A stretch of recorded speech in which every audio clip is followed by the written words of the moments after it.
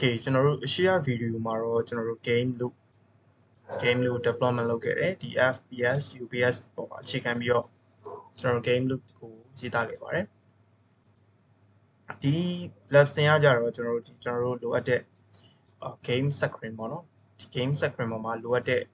grid တွေနောက်ပြီးတော့တခြားကျွန်တော်တို့ score တွေပြမယ့်နေရာတွေတခြား randomly generate လုပ်တဲ့ဒီ tetromino လေးတွေပြမယ့်အားလေးဒါလေးကိုကျွန်တော်တို့ဆက်ပြီး development လုပ်ပါမယ်Okay အဲ့တော့ကျွန်တော်တို့ပထမဆုံးရေးရမှာကဘယ်ထဲမှာသွားရေးရမလဲဆိုတော့ဒါမနေ့ကတော့ရေးခဲ့တဲ့ရေး video မှာရေးခဲ့တဲ့ code တွေဖြစ်ပါတယ် Okay အဲ့တော့ကျွန်တော်ဒီနေရာကိုနည်းနည်းပြင်ချင်တယ် game panel တွေက repaint ကိုကျွန်တော် game panel ဆိုတော့ game panel ပေါ့နော် game panel နဲ့ repaint ခေါ်လို့ရှိရင်ဒါလောက်ထားလုံးပါ Okay တော့ဘာမှမလုပ်ခင်ကျွန်တော်အရင်ဆုံးတစ်ချက်ပြန် run ကြည့်ပါအောင်မယ် Okay ကျွန်တော်တို့ကဒီမှာဘာမှမလုပ်ထားဘူးဒီ၄တောင်အတုံးလေးတစ်ထုံကို rectangle တစ်ခုကျွန်တော်ဆွဲထားတယ်ပေါ့နော်ဒါလေးပဲရှိရတော့ကျွန်တော်ဒီ rectangle ရမလို့အပ်တော့ rectangle လေးကျွန်တော်ဖြတ်လိုက်မယ်ဒီ rectangle မလို့အပ်တော့ဘူးအဲ့တော့ဒါလည်းမလို့အပ်တော့ဘူး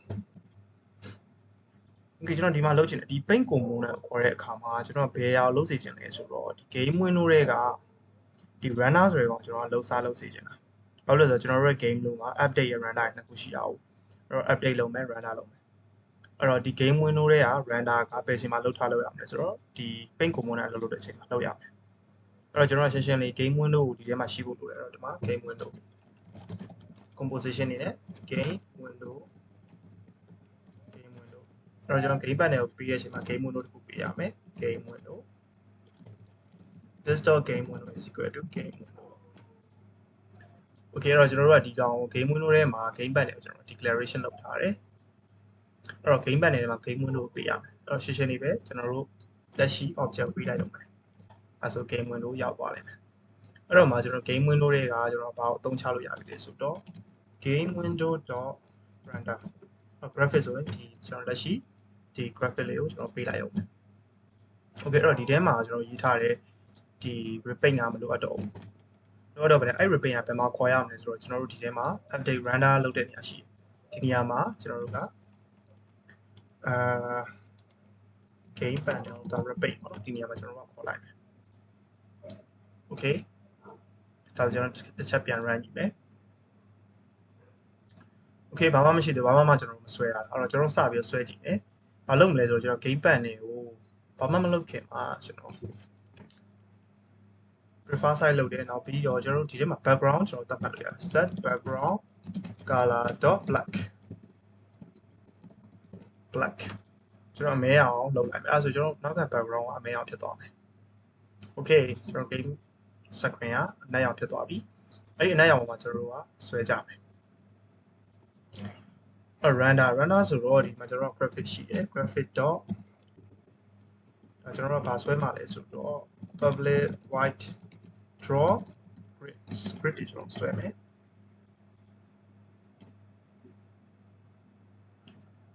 Okay grid တွေဆွဲမယ် grid က block grid ဆွဲမယ်ဆိုတော့ကျွန်တော်တို့က done by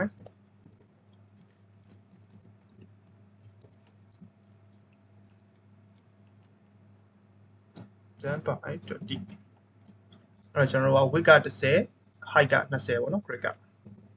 တော့ဒီမှာကျွန်တော်တို့က constant game constant တွေမှာကျွန်တော် grid ရဲ့ size တွေပါပြီးချိန်ညာကြမယ်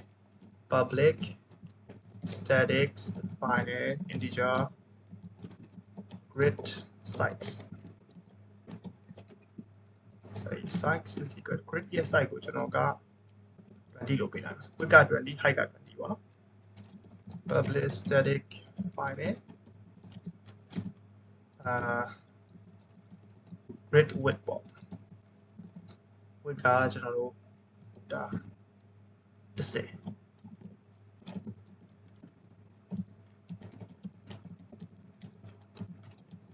grid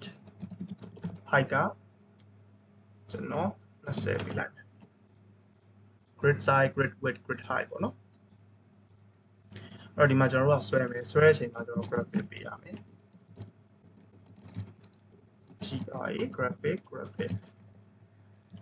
graphic.draw rectangle ကျွန်တော် rectangle တစ်ခုဆွဲမယ်မဆွဲခင်မှာကျွန်တော်သတ်မှတ်မယ်အရောင်ချဲမယ် graphic.set color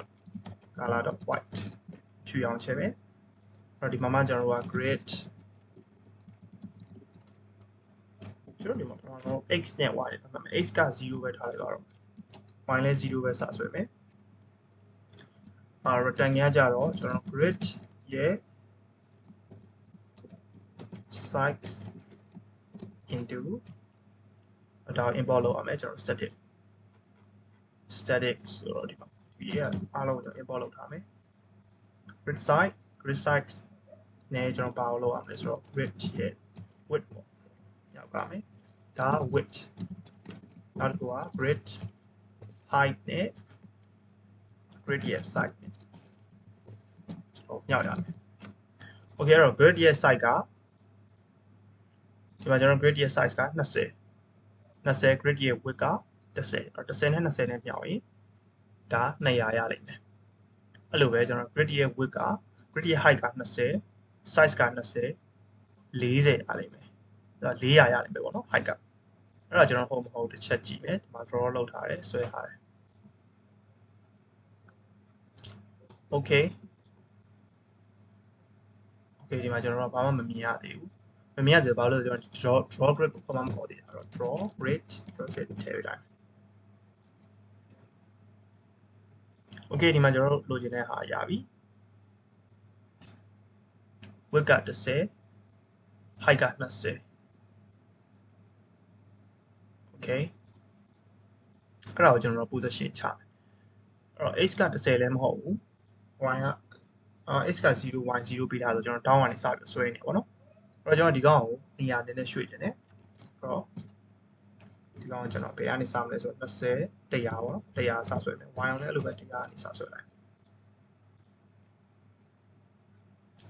okay ဒီနေရာမှာဖြစ်သွားပြီအဲ့တော့ကျွန်တော်10ကနည်းနည်းနည်းသေးတယ်ဗျာကျွန်တော်ဒီကောင်ကို game constant 10ကနေရဲဆိုတော့ဒီကောင်20လောက်ထားလိုက်ဒီကောင်40ထားလိုက် game second size လို့ plot ဖြစ်သွားမှကြည့်အောင်အဲဒါကြောင့်အရင်ကြည့်သွားပြီနော်15ဒီကောင်ကြောင့်30 okay တော့ဆိုရင်တော့မစိုးဘူးပတ်တီပဲညာဘက်ချမ်းမှာကျွန်တော်တို့က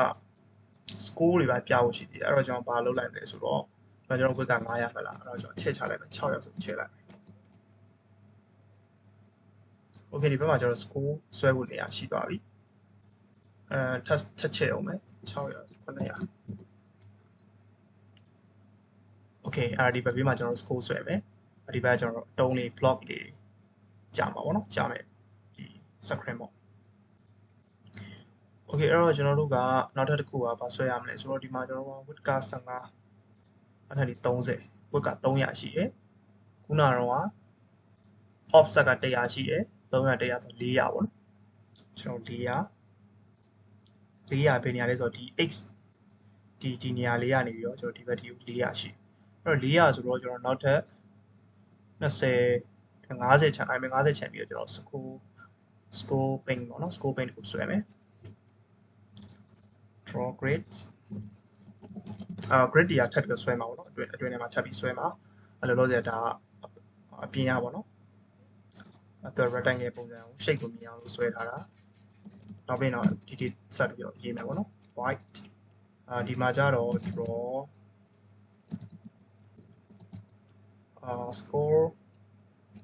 score မလုပ်နဲ့ score မလုပ်သေးခင်ကျွန်တော်တို့ကnext block ဒီကောင်လည်းလိုပဲကျွန်တော်တို့ဒီမှာ graphic ပေးရမယ် white draw rectangle ကြီးခါရကျွန်တော်တို့က400ဆိုတော့450အနေစ450 y ကတော့တူတူပဲ100 grid size ဒါတွေမဟုတ်တော့ဘူး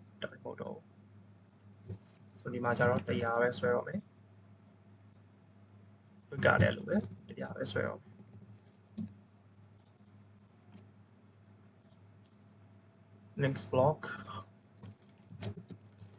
next block graphics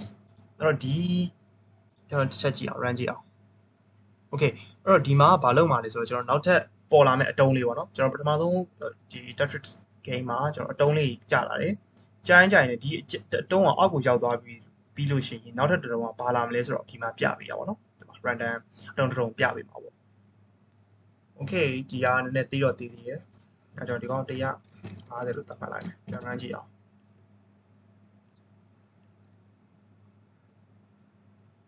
height တော့လည်းကြီးသွားတယ် height ကြီးသွား150ဒီကောင်တော့100ပဲထားပါokay ဒါဆိုတော့ရပြီပေါ့နော်အဲဒီမှာကျွန်တော်ဘာဆွဲမလဲဆိုတော့ graphic.draw string စာသားတစ်ခုဆွဲမယ်ဘာလဲဆိုတော့ next ဆိုပြီးဆွဲလိုက်မယ် string နဲ့ integer y တော့ x နဲ့ y နဲ့ကြီးညာပြရအောင်ဆိုတော့ဒီမှာ x က450 y က100ပြန်ကြည့်အောင် okay ဒါအပေါ်ရောက်နေတယ်သူကအဲ့တော့ကျွန်တော်အောက်ကိုချမယ်450 y တန်ဖို့ချမှာတန်ဖို့ကျွန်တော်120လို့ချလိုက်okay next နောက်ထပ် block ပေါ့နော်နောက်ထပ် block ကဒီနေရာဒီနေရာလေးမှာကျွန်တော်ဆွဲရမှာပေါ့ okay နောက်တစ်ခုကကြတော့ scoping public void scoping draw scoping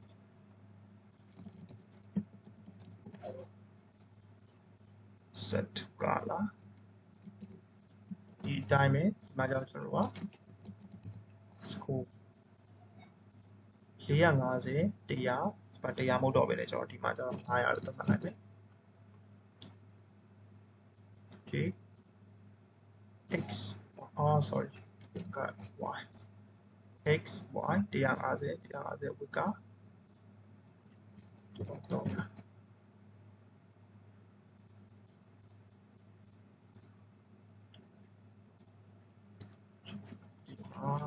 draw scoping graphic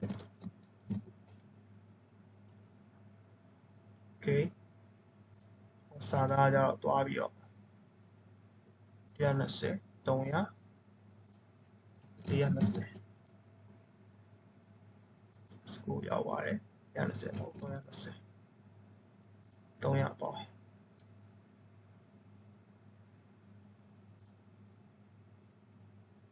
okay ဒီမှာ next နောက်ထပ် block လာမယ်ဒါ score ဒီနှစ်ခုကအရန်กว่าတိတ်ကြည့်မကောင်းတော့ကျွန်တော်အပေါ်နည်းနည်းပြန်တင်မယ်200ဒီကောင်220အဲ့ဒါကြောင့်အရန်ကတ်သွားပြီးတော့250ထားမယ်ဒီကောင်ကလည်း280ပြင်မယ် okay ဒါ next block ဒါ score နောက်ပြီးတော့ကျွန်တော်တို့ဒီထဲမှာhighest score အမြင့်ဆုံးဘယ်လောက်ထိရောက်ထားလဲဆိုတော့ score ကိုကျွန်တော်ပြအောင်မယ် highest score ပဲ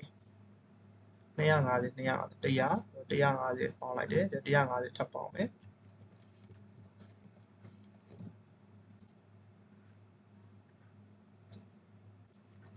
400ဒီကောင်ကြတော့100 250 250နောက်ထပ်150ပေါင်းတယ်တော့400ငါကြတော့120 150ထပ်ပေါင်းတယ်ဒီကောင်လည်း150ထပ်ပေါင်းပါပေါ့အဲ့တော့ခုနကစနစ်ကောင်420ပေါ့Oh sorry ကျွန်တော်ဒီကောင်ပြန်ခေါ်သုံးအောင်ပဲ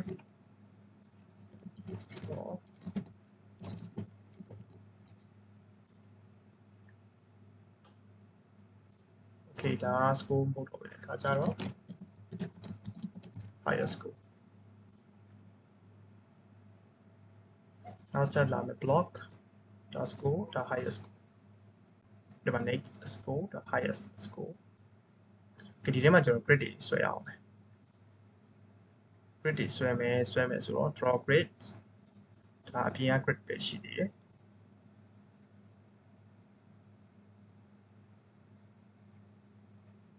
okay ကျွန်တော်တို့ဒီထဲမှာ loop ပတ်ရတော့မယ် looping ပတ်ရမယ်ဆိုတော့ for looping ပတ်မှာပေါ့ integer I is equal to 0 I less than ကျွန်တော် grid ရဲ့ width ပေါ့နော် width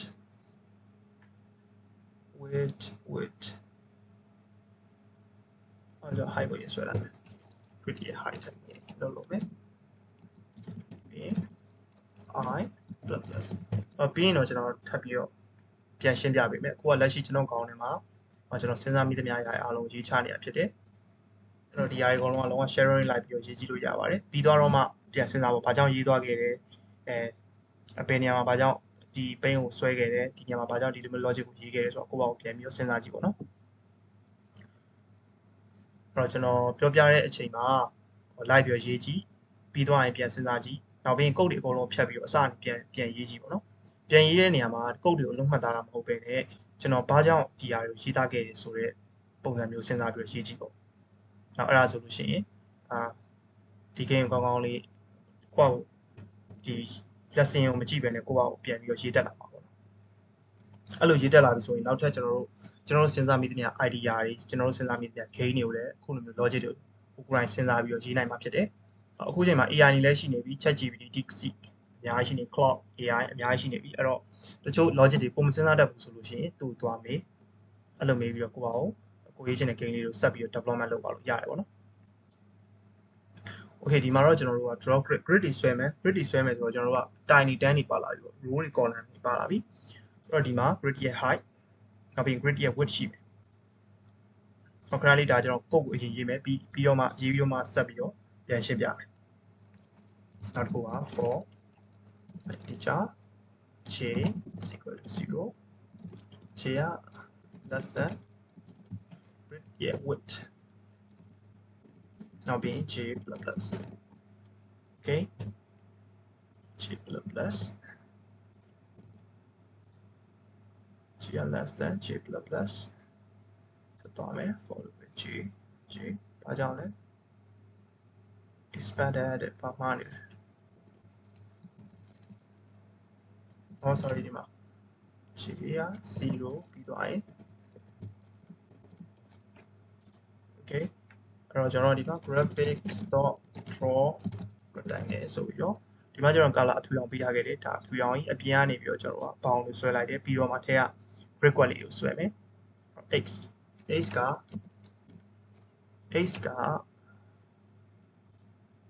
ဒီကနေစမယ် x ရောင်က100ကနေစမယ်အဲ့တော့ကျွန်တော်ဒီမှာ100ပေါ့ y တန်ဖိုးကလည်း100နေစမယ်အဲ့တော့ဒီမှာကျွန်တော်100ပေါ့ပြီးသွားရင်ကျွန်တော်က grid ရဲ့ size height ကလည်း grid ရဲ့ size ဒါ width နဲ့ height width ကလည်း width နဲ့ height နဲ့ grid size ကိုကျွန်တော်ယူလာတယ်20ယူလာတယ်အဲ့တော့ width လည်း20ပဲ height လည်း20ပဲဆိုတော့ grid size ကိုယူသုံးလိုက်တယ်အဲ့ဒီမှာကျွန်တော်တို့က100နေစဆွဲမယ်ဆိုတဲ့အချိန်မှာ grid ရဲ့ width grid ရဲ့ width ကိုကြည့်ကြည့်အောင် grid ရဲ့ width ကကျွန်တော်15 grid 15ခွက်ရှိမယ်အဲ့တော့15ခွက်ကိုအရင်ဆုံးကျွန်တော်တို့အစပြီးဆွဲတယ်grid ရဲ့ width 15ခွက်ကိုအရင်ဆုံးကျွန်တော်ကစဆွဲတယ်အဲ့တော့ကျွန်တော်ကဘာနဲ့ဆွဲပြမလဲဆိုတော့ဒီ paint လေးနဲ့ဆွဲပြမှရမယ်ပြီးကျွန်တော်ကဆွဲမှာဒီလိုမျိုး10ခွက်ဒီလိုပုံစံ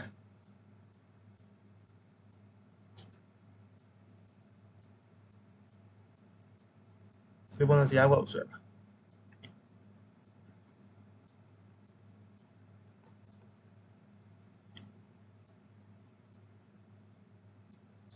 Okay အဲ့ဒီဇာတ်ကွက်ထဲမှာကျွန်တော်တို့ကခုနကတော့ကျွန်တော်တို့သိခဲ့တယ်ကျွန်တော်တို့ width က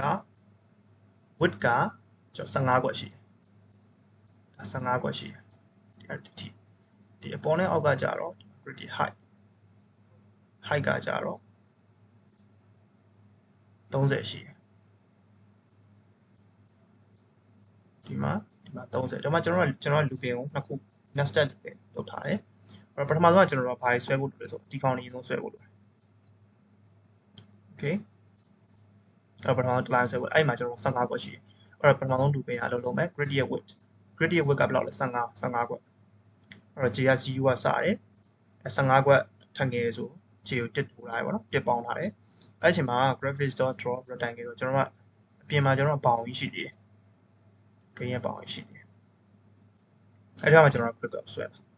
အဲ့တော့ဒီမှာကျွန်တော်100ဒီကနေပြီးဒီထိက100ရှိတယ် grid ဆွဲမယ်နေရကျွန်တော် x ရဲ့ offset ပေါ့နော် offset လို့ပြောမှာပေါ့အဲ့တော့ y ရဲ့ offset ကလည်းအဲ့လိုပဲ100ရှိတယ်အမှန်ဒီနေရာလေးကိုပြကြတာနော်ဒီနေရာလေးကိုပြကြတာအဲ့တော့အဲ့ကောင်က x က100ရှိတယ် y က100ရှိတယ်အဲ့နေရာလေးကျွန်တော်စဆွဲမယ် size ကကြတော့20ဒီ block လေးက20ရှိတယ်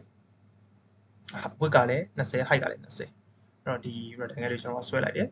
ဆွဲပြီးသွားရင်နောက်တစ်ချိန် looping ပြန်ပတ်မှာအဲ့တော့ဒီချိန်မှာ j plus plus ဆိုတော့ဒီမှာတစ်ဖြစ်သွားပြီအဲ့တော့တစ်ဖြစ်သွားရင် j ရဲ့တန်ဖိုးတစ်ဖြစ်သွားပြီဆိုလို့ရှိရင်ကျွန်တော်ဒီတစ်လုံးပြီးသွားရင်နောက်ထပ်တစ်လုံးကျွန်တော်ဆက်ပြီးတော့ဆွဲရမှာဒီလိုဆွဲရမှာအဲ့တော့ခုနကတော့100မဟုတ်တော့ဘဲနဲ့အဲ့100တွေကိုကျွန်တော်တို့က x ရဲ့တန်ဖိုးကိုကျွန်တော်ပေါင်းထည့်ရအောင်ဘာပေါင်းထည့်ရအောင်လဲဆိုတော့ plus j က1ဒါပေမဲ့ကျွန်တော်တို့က offset က20ဒီသွားနေတာအဲ့တော့ j ကို j ရဲ့တန်ဖိုးကိုကျွန်တော်ဘာနဲ့မြှောက်ပေးရမလဲဆိုတော့ grid ရဲ့ size နဲ့မြှောက်ပေးရမယ်အဲ့တော့မှကျွန်တော်တို့က0ဆိုရင်0ပေါ့နော်100နဲ့စဆွဲနောက်ထပ်တစ်လုံးကိုကူးသွားပြီဆိုတဲ့ခါကျလို့ရှိရင်1ဖြစ်သွားပြီ j ကအဲ့တော့ j က1 grid size ကကျွန်တော်20ဆိုတော့20ပဲရအောင်နော်1နဲ့20မြောက်20အဲ့တော့120အဲ့တော့ဒီနေရာ20ပြီးသွားရင်ဒီက120ကနေစဆွဲ140 160 180အဲ့ပုံစံနဲ့သွားမှာအဲ့တော့ဒါကကျွန်တော်တို့က row ဆွဲနေတာပြီးသွားရင်ဒီ row က15တန်းပြီးသွားရင်နောက်ထပ်တစ် row ဆင်းမှာ column နောက်ထပ်row တစ် row ဆင်းမှာပေါ့နော်ဒါ column 15ခုပြည့်သွားပြီဆိုလို့ရှိရင်အဲ့တော့ဒီ looping တွေကနေထွက်ပြီးတော့ဒီ looping ကိုပြန်ပြီးတော့ပတ်လိုက်မယ်အဲ့ချိန်မှာကျွန်တော်တို့ကဒီ grid ရဲ့ height က0 1 2 3 4အဲ့လိုပုံစံသွားမယ်ပထမဆုံး0မှာဒီ column 15ခုဆွဲတယ်ပြီးသွားရင်နောက်ထပ် row ဆင်းတယ် column 15ခုဆွဲတယ်နောက်ထပ် row ဆင်းတယ် column 15ခုဆွဲတယ်အဲ့လိုပုံစံမျိုးကျွန်တော်ကဆင်းလိုက်ဒါဆွဲသွားတာပေါ့နော်အဲ့တော့ဒါကဒီထက်တော့ကျွန်တော်မရှင်းပြတော့ဘူးဒီလောက်ရှင်းပြရင်တော့နားလည်မယ်ဖြစ်တယ်ဒီဟာလေးကတော့ကိုပါကိုပြန်ပြီးတော့ရေးပြီးတော့စဉ်းစားကြည့်ပါ okay grid ရဲ့ size ရပြီဒါကကျွန်တော်တို့ x အဲ့တော့ y ကလည်းအဲ့ပုံစံပဲ y ကလည်းအဲ့ပုံစံပဲအဲ့တော့ကျွန်တော်100ပေါင်းထည့်မယ်ဘာပေါင်းထည့်မှာလဲဆိုတော့ I into size okay ဒီမှာဆိုရင်ကျွန်တော်တို့က column က15 row က30ရှိရဲကျွန်တော် grid ကိုရပြီအဲ့တော့ဒီထဲမှာကျွန်တော်တို့ text လုံးလေးတုံးလေးကျွန်တော်တို့ဆွကြပါဘောเนาะ okay အဲ့တော့ကျွန်တော်လိုအပ်တဲ့ဒီ screen တွေကိုကျွန်တော်ဒီမှာရေးသားနိုင်ခဲ့ပြီပေါ့နော်ဆွဲခဲ့ပြီဒါပေမဲ့ကျွန်တော်ဒီမှာ FBSD UBSD မဆွဲရသေးဘူးအဲ့တော့ FBSD UBSD ကျွန်တော်ဆွဲလိုက်မယ်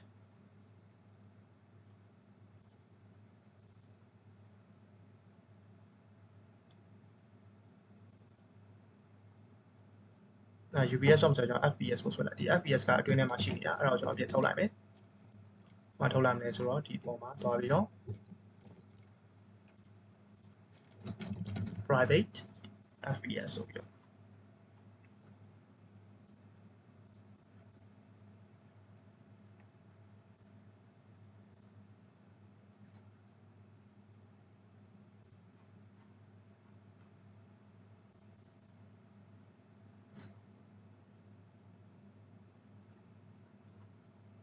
sorry ကျွန်တော်အဲ့လိုလုပ်စရာမလိုဘူး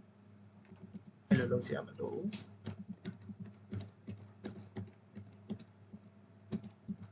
လက်ရှိ FPS ကိုဒီတိုင်းပဲထားမယ်ကျွန်တော်ဒီထဲမှာဘာလုပ်မလဲဆိုတော့ private integer FPS tracker okay FPS tracker ထားလိုက်မယ်အဲ့ဒီ FPS tracker ကိုကျွန်တော်တို့ကဒီမှာ10 second PI မှာသူ update လုပ်မယ်တက်ရှိ FPS tracker is equal to FPS okay အဲ့ဒီ FPS DICKER tracker tracker အဲ့တော့ဒါကြီးရမလို့တော့အဲ့ FPS tracker ကိုကျွန်တော်ဘာမှပြမလဲဆိုတော့ကျွန်တော် game screen ကိုပြမယ်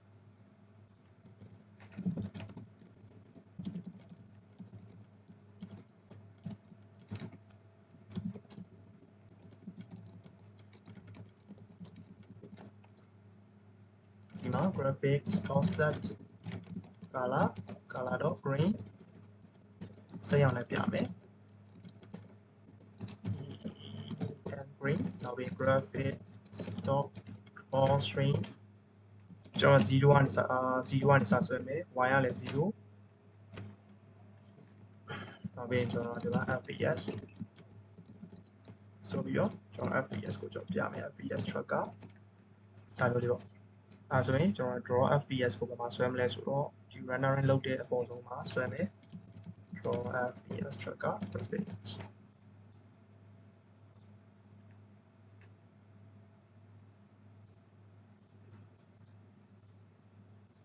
fps tracker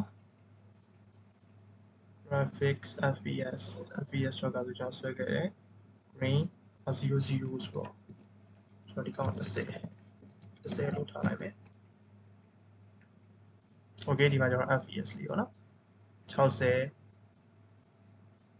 50ခုနောက်မှာပြောင်းသွားတယ်ပေါ့နော်ဒါဆို fps ငြိမ်ကျွန်တော်သိနေရပါဘူး fps ကအပြောင်းလဲဖြစ်သွားတယ်ဆိုလို့ရှိရင်ဒီမှာကျွန်တော်မြင်နေရမှာပေါ့ဒါဆိုရင်ကျွန်တော် fps 60မှာရှိနေတယ်အဲ့တော့ဒီမှာကျွန်တော်တို့က fps ကိုတစ်ချက်လောက်ချိန်ကြည့်အောင်ကျွန်တော်ဒီမှာ target fps က60ပေါ့နော်60ကိုကျွန်တော်120ကိုတောင်းကြည့်အောင်120 121 119 okay ဒါဆို fps ကပြောင်းလဲနေပေါ့နော် okay ဒါ fps tracker လေးတွေရပြီကျွန်တော် grid တွေလည်းဆွဲပြီးပြီလိုအပ်တဲ့ဒီ screen လည်းဆွဲပြီးဆိုတော့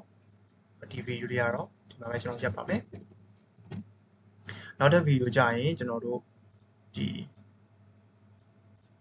mouse handler တွေကျွန်တော်တို့ထည့်မယ် mouse တွေကျွန်တော် interaction လုပ်မယ်နောက်ပြီး keyboard တွေကျွန်တော်တို့ကအတုံးလေးကို keyboard နဲ့ရွှေ့မှာအောင်အဲ့တော့အဲ့ဒါကြီးကျွန်တော် event handler တွေထည့်ရမယ်နောက်ပြီးတော့ကျွန်တော်တို့ pause screen တွေပါ resum တွေပါနှိပ်တာအတွက် mouse အတွက်ဒီ interaction တွေလည်းကျွန်တော်တို့ထည့်ရမယ်အဲ့ဒါတော့နောက် video မှာကျွန်တော်ဆက်ပြီးတော့ရှင်းကြပါမယ်